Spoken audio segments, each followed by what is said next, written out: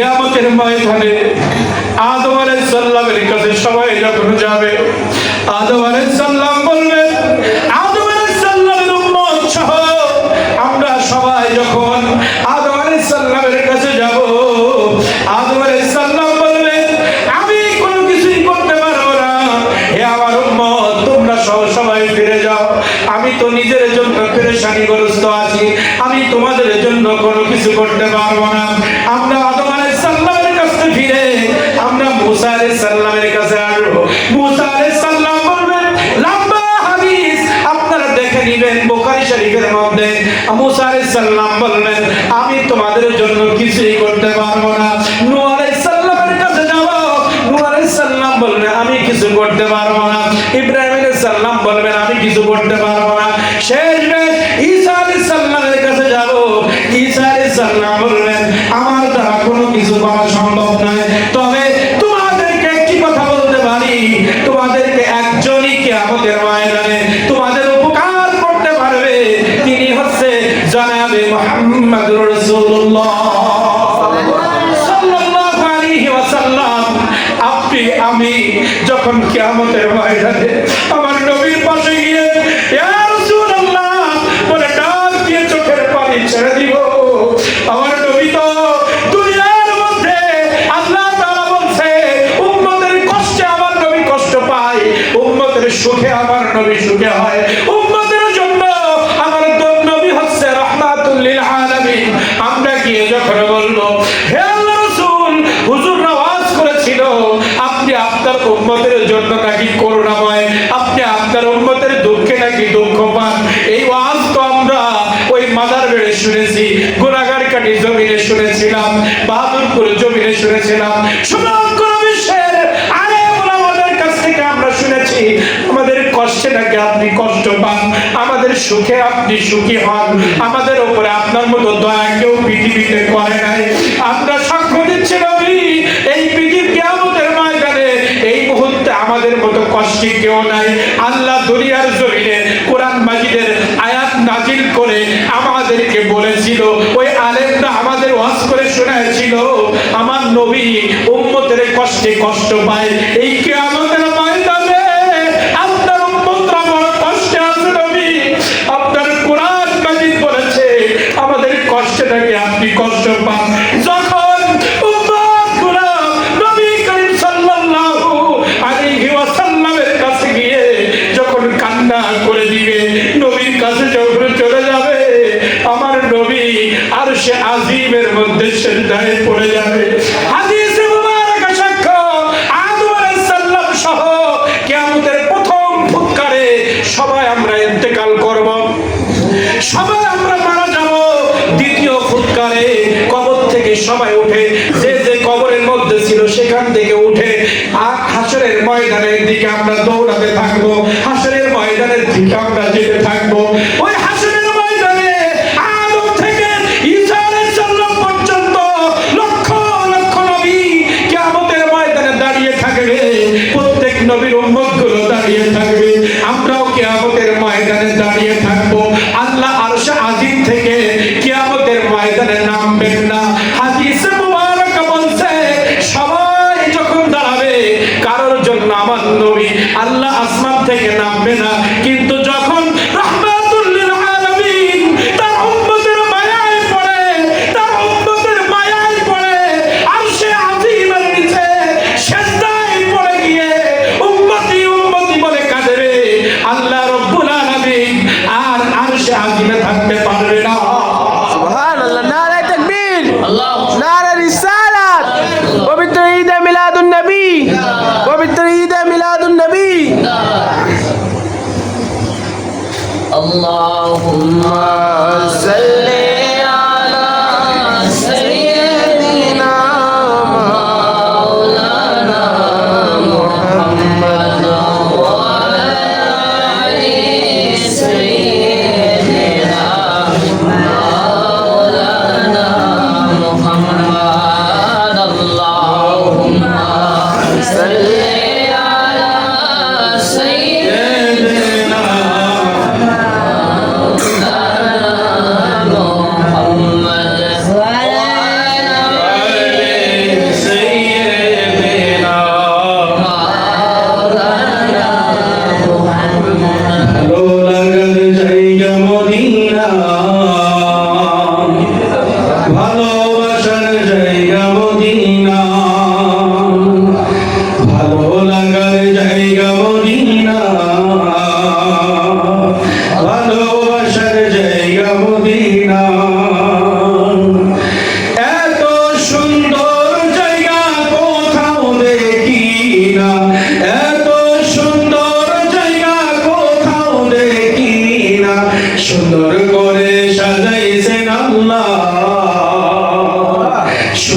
করে সাজাইছেন আল্লাহ।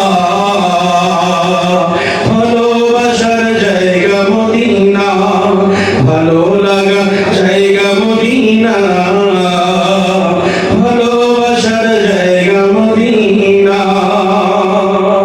কিয়ামতের কঠিন ময়দানে সমস্ত নবী যখন আমাদেরকে ফিরিয়ে দিবে, সমস্ত নবী যখন কিয়ামতের মাঠে দাঁড়িয়ে যাবে, সমস্ত উম্মত গুলো যখন ইয়া নফসি বলবে, হাদিসে মুবারক সাক্ষ্য, আদম আলাইহিস সালাম থেকে ঈসা রূহুল্লাহ পর্যন্ত প্রত্যেক নবী ইয়া নফসি বলবে। আমরা সবাই সেদিকে ইয়া নফসি বলবো। একটা ব্যক্তি, একজন মানুষ সেদিন শুধু উম্মতি বলার পাওয়ার পাবে, তিনি হচ্ছে আপনার আমার নবী জনাবে মুহাম্মদুর রাসূলুল্লাহ সাল্লাল্লাহু আলাইহি ওয়াসাল্লাম। কিয়ামতের ময়দানে যখন আমার নবীজি সিজদায় পড়ে যাবেন, আল্লাহ তাআলা আর আরশে আজিমে থাকবেন না, কিয়ামতের মাঠে নামবেন। ও আমার নবী, ও আমার মায়ের নবী, আমার দোস্ত নবী, আমার বন্ধু নবী, আপনি মাথা উঠান, আপনি মাথা উঠান। আমার নবী বলবেন, আল্লাহ আমার একটা গুনাহগার উম্মত জাহান্নামে থাকতে আমি নবী মাথা উঠাইব না। যতক্ষণ পর্যন্ত আমাকে মহব্বত করা একটা উম্মত জাহান্নামে থাকবে, আমি নবী মাথা উঠাইব না। আল্লাহ আপনি বলেছিলেন 2 থেকে 2.5 বছর আপনি আমার সাথে কথা বলেন নাই, আপনি জিবরাইলকে আমার কাছে পাঠান নাই। এত কষ্টের পরেও আমি আপনাকে ভুলে যাই নাই। আপনি দুনিয়ার জিন্দেগিতে জিবরাইলকে দিয়ে আমাকে বলেছিলেন, ওয়ালা সাউফা ইউতিকা রাব্বুকা ফাতারদা। হে নবী, আপনি যা চাইবেন আমি আপনাকে তাই দিব। আমি তো দুনিয়ায় কোনোদিন আপনার কাছে সম্পদ চাই নাই। আমার শরীর রক্তাক্ত হয়েছে, এই রক্তের বিনিময়ে কাফেরদেরকে ধ্বংস করতে আমি বলি নাই। পৃথিবীর জমিনে আমার অনেক কষ্ট কাফেররা দিয়েছে, অনেক গালি কাফেররা দিয়েছে, আমাকে হত্যার ষড়যন্ত্র করেছে। আমি একটা বারও আপনাকে বলি নাই আল্লাহ এই বিপদ থেকে আমাকে বাঁচান, আমাকে আপনি রক্ষা করেন। আমি তো পৃথিবীতে চাই নাই, আপনি তো আমাকে দিতে চেয়েছিলেন। আমি পৃথিবীতে চাই নাই, আমি কিয়ামতের ময়দানে আমার উম্মতের জন্য চাইবো বলে আপনি বলেছিলেন, ওয়ালা সাউফা ইউতিকা রাব্বুকা ফাতারদা। আমি যতক্ষণ চাইবো, আমি যতক্ষণ খুশি না হব, ততক্ষণ আপনি দিবেন। আমি নবী খুশি হব তখন আমার সমস্ত উম্মত জাহান্নাম থেকে জান্নাতে যাবে তখন। সুবহানাল্লাহ। আমি খুশি হব তখন আমার সমস্ত উম্মত জাহান্নাম থেকে জান্নাতে পৌঁছে যাবে যখন। এর আগে আমি মাথা উঠাইব না। সেই নবীর মিলাদুন নবীতে এসেছি। পৃথিবীর জমিনে কারোর পোশাক নিয়ে আল্লাহ তাআলা কথা বলে নাই। আমরা আমার নবীকে আমার ভাই, আমার চাচা, আমার খালু, আমাদের মতো বলি, একটা বার কি আমাদের বিবেক কাজ করে না যে স্বয়ং আল্লাহ তাআলা আমার নবীর নাম ধরে ডাকে নাই? আমার নবীজি চাদর গায়ে দিয়ে বসে আছেন, আল্লাহ তাআলা বলছে, ইয়া আইয়ুহাল মুযাম্মিল, হে চাদর আবৃত ব্যক্তি। চাদরের কথা বলে আমার নবীকে ডেকেছেন, ইয়া মুহাম্মদ বলে নাই, নাম ধরে নাই।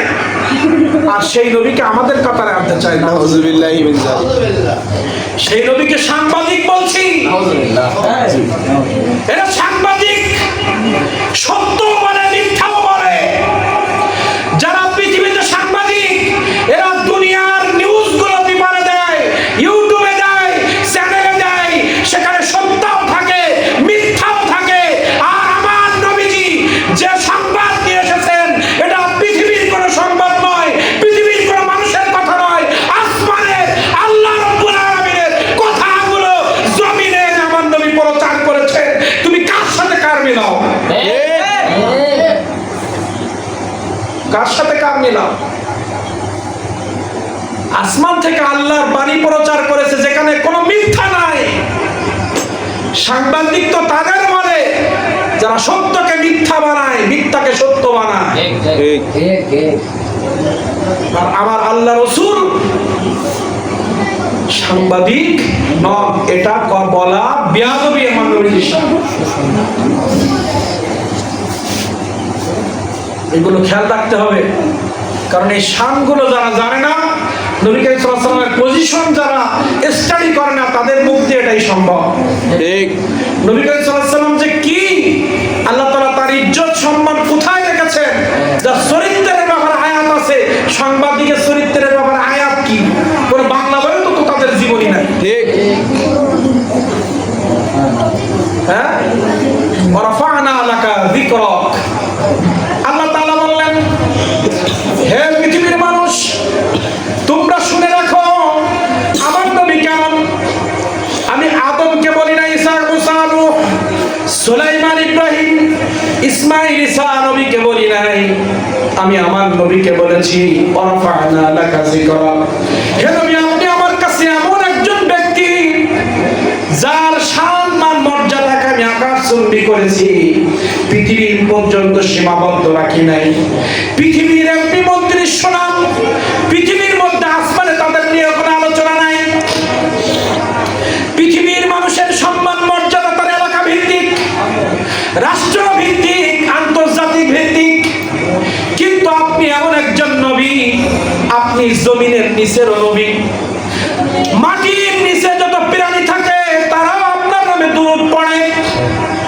সমুদ্রের মধ্যে যে মাছগুলো থাকে তারাও আপনার দুরূদ পড়ে। আসমানে যত ফেরেশতা তারাও আপনার দুরূদ পড়ে। কার সাথে কার মিলান? আপনার শান মান মর্যাদা আমি আকাশচুম্বী করেছি।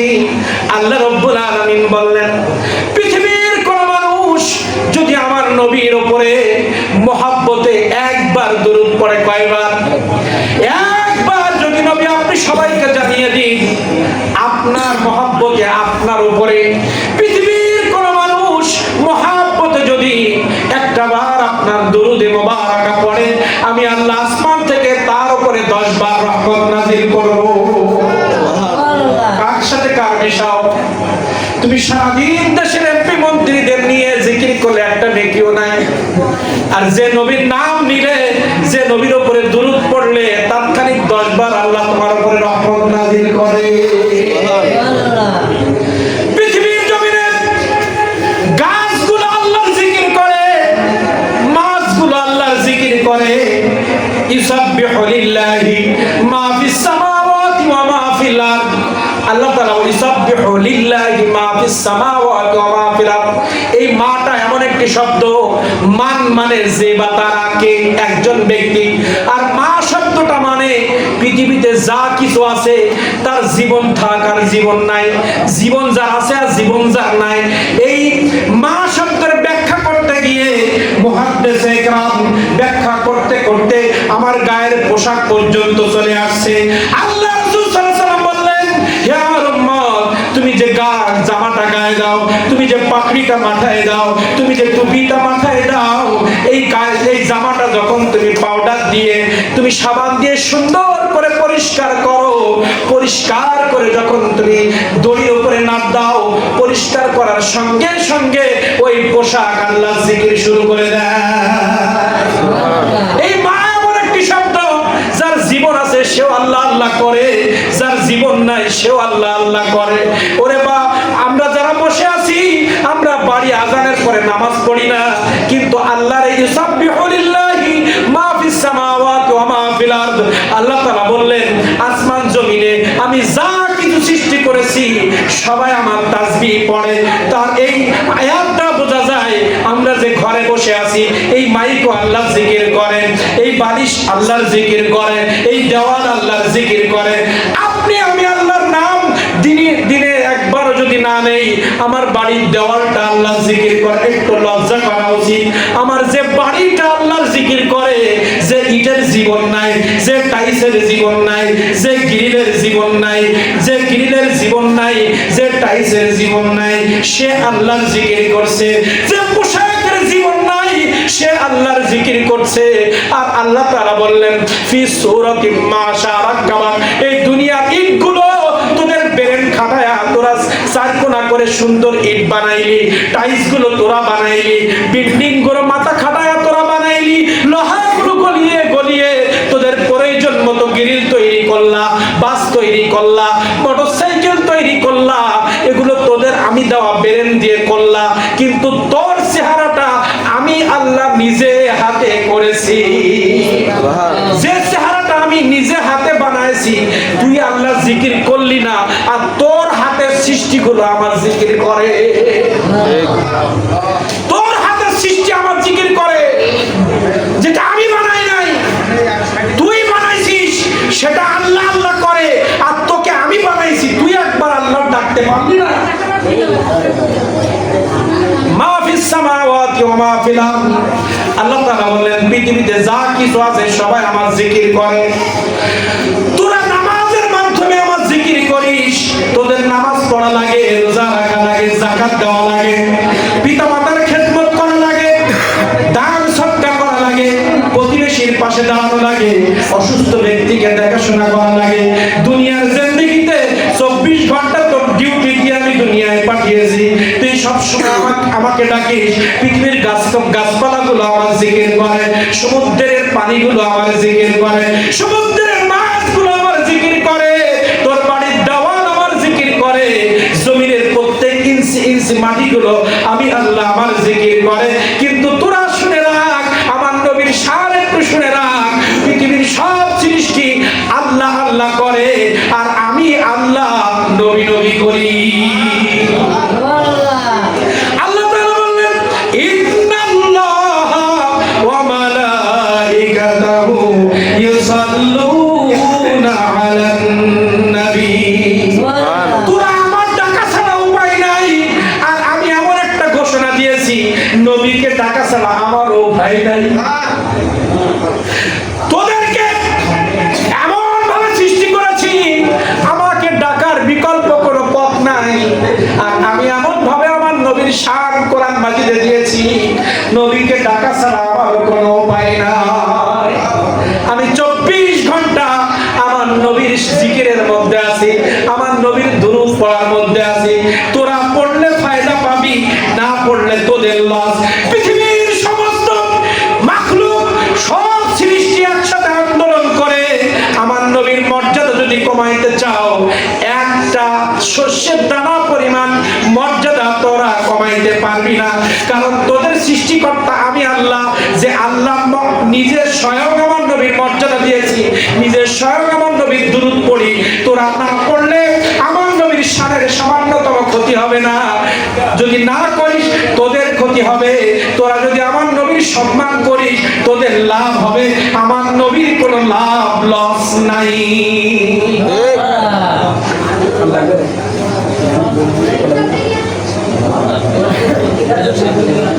মেহেরবান। এবার এইটা পরে আমরা মিলাদকে আমাদের শেষ করতে, আজকে আমার অনেক হয়েছে, ঠিক না? নজরুলের শান কোথা থেকে শুরু করবো? কোনো জায়গা শুরু করে শেষ করা যাবে না। বহু আলোচনা, বহু আলোচনা, এখনো বহু আলোচনা বাকি ছিল, সেদিকে আর এখন যাওয়ার সুযোগ নাই।